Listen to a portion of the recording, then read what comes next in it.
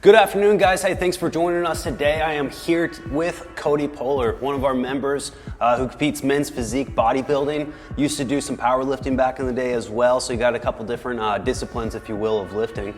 So, Cody, how long have you been going to Southside? Probably 2016 into 2016, 2017, and went there for about 2-3 years. So you're coming back now. What are some of the big things that you've noticed different, or some of the changes that have been made? Way bigger open concept. Like this is way nicer. It's not as closed off or anything like that.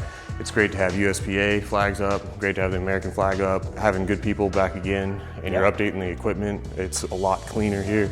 And again, the open concept to me is huge. It's just a lot more friendly. You can kind of see everybody, and everybody gets more of that up. warehouse gym. Exactly, that West Side feel. Yeah, that's right. So you're coming back. You think some of that powerlifting mentality is going to start coming back, or are you going to stick to the I don't know, physique? man. People have been pushing me that way too, but it's tough. Like right before I left Southside last time, I had 565 in the gym, and it didn't transfer over into the show time or meet time. Yeah. So, I mean, I still broke records and was going to start traveling, but I figured men's physique was a little bit healthier lifestyle. Okay. I can actually hike now with my dog compared to, get a little bit winded walking upstairs. So Yeah. I was getting a little thick. I was trying to push up to 300 pounds, but Okay. heaviest I got was 270, and then dropped down to 215 for the first show, and right now I'm sitting around 220, 225, 230. Since you made the switch to bodybuilding, you've done a handful of shows. Right.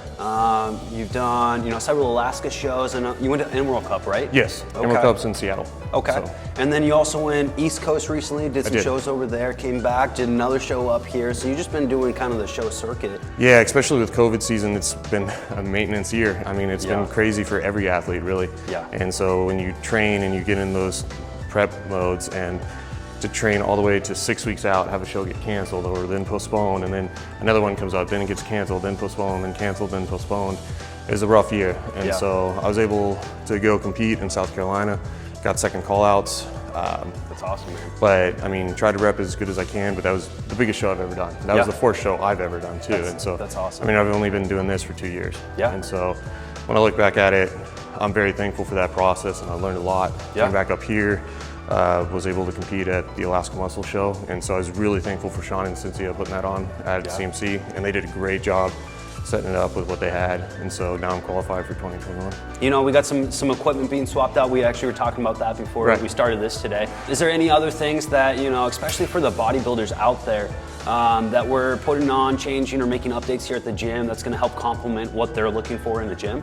Yeah, just the variety of equipment, right? And so it's something that, as a powerlifter, I never looked for. I never looked for the accessories. I mean, I would do them, but I wouldn't care as much, right? It was all about, my accessories was more bench or more squat work, not so much isolating body parts. And so now that I'm looking into more of those hammer strength, plate loaded machines, those are rare.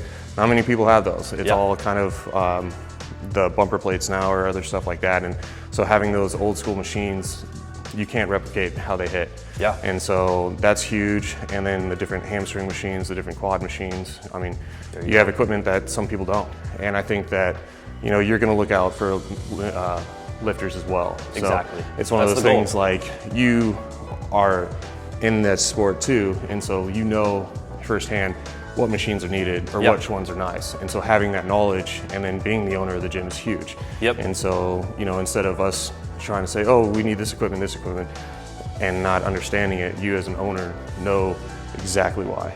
Hey, thanks, man, for coming on down. I really appreciate it. Guys, be watching out for Cody. He's got some big shows coming up. You're going to be seeing him in even bigger shows. I know you're going to take this as far as you can, man.